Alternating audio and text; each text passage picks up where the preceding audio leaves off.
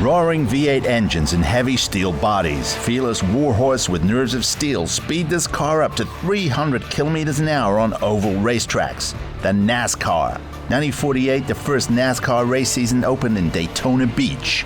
Muscle cars in the NASCAR look to enjoy cult status in the United States. In Europe, however, the Americans in racing look are in short supply.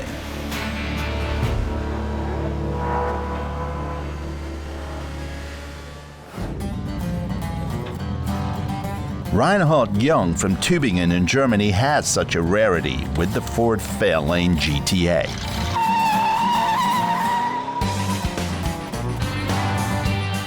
The 1967 Fairlane GTA is the road version based on the NASCAR racing version, a muscle car from the old school.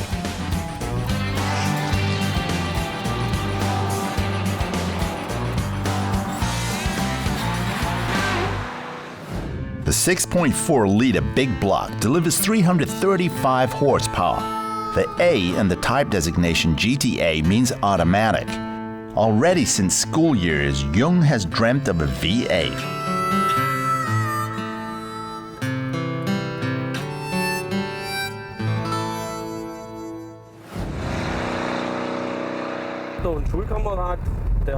A classmate had one himself, and I saw the car there.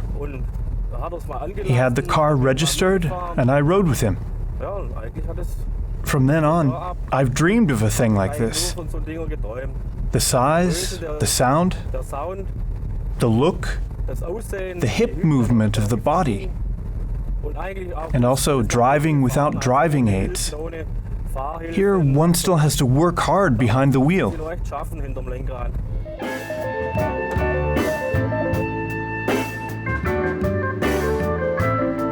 Jung first wanted a true hot rod. A traditional hot rod wears a potent V8 under a US pre-war body garnished with fat wheels.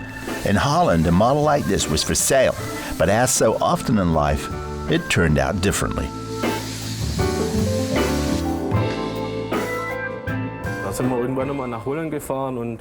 Then we eventually went to Holland, and I saw this one. Actually, I wanted to buy a hot rod, but I looked in at the rod in the garage of the Dutchman. The Fairlane was on the yard, and I liked it immediately. The special paint finish and the large engine. I always liked the muscle cars. Typical of the 67 Fairlane overlapping headlights. The label is inspired by the cars of the famous American racer Red Farmer. In keeping with the contemporary look, black painted steel wheels. Alloy wheels then couldn't stand the burden of racing on ovals. Technically, Reinhard's car is largely series standard.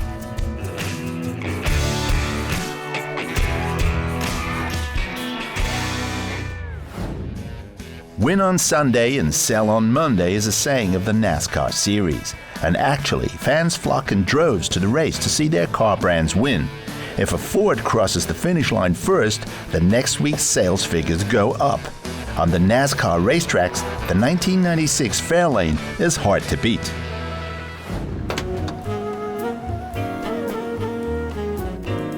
Jung doesn't want to do without comfort when cruising, and his GTA offers a lot. A standard US car from the 60s is anyway hardly suitable to go fast. Important modifications are first pending. The first thing I want to do is the conversion from drum to disc brake. The standard drum brakes are very bad. From that time, they were adequate, but not for today's traffic conditions. If I'm traveling by car, that is pure stress. One always has to look what the man in front is doing and brake just before.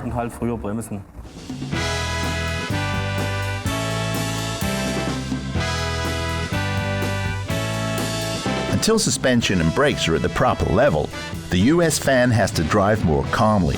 On the Swabian Alp, which looks like the landscape of Tennessee with a little imagination, Reinhard cruises comfortably across the land and enjoys the sound of the heavy metal V8.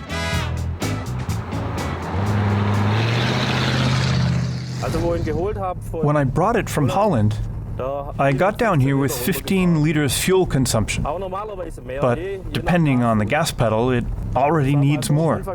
In the beginning, I calculated how much it consumes, but at some point, you just shrug your shoulders and think, for this, I have a lot of power and the fun factor.